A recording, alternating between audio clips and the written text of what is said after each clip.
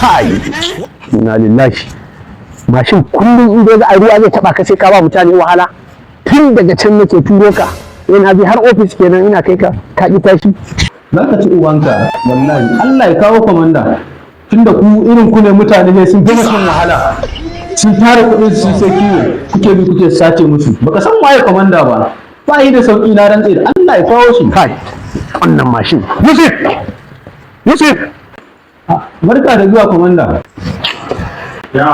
wallahi mashin din nan tun daga gida yake bani wahala daga ruwan ne yana taba sa mashin din ne ya dauki kuma dama komanda mashin din naka ne ya tsufa wallahi bari ba na son gulman ma'aikata kai wannan fa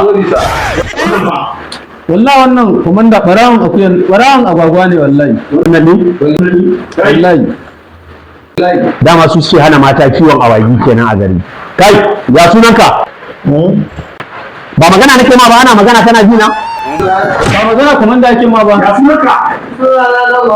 Na Muhammad. ko mu kurcin nan za ka gaya min agwagi ne ka sata a unguwar ko ba za ka faɗa ba Komanda ni ba da ba kariya ba. je ka dawo Ina abin so abin ne da dawo. Abin da nake so da kai zan baka zaki.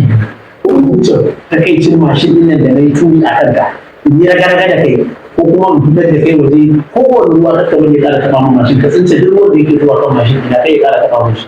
Ka zaɓi guda ɗaya ko da raga-raga da kai yanzu a nan wurin. duka ba da amma lafiya cikin su Bari in raga-raga da kai a nan kuma sai ka fitar ruwan. Duk ruwan da ya zo jikin mashin din nan kawai ya taɓa shi sai za ka ga yadda na mata. Ruwa idan ɗaya taɓa shi za ka ga yadda zan yi da kai sai na yi raga-raga da kai gashi nan ka fita ka je ka rawa banza a rawa sare mai ruwa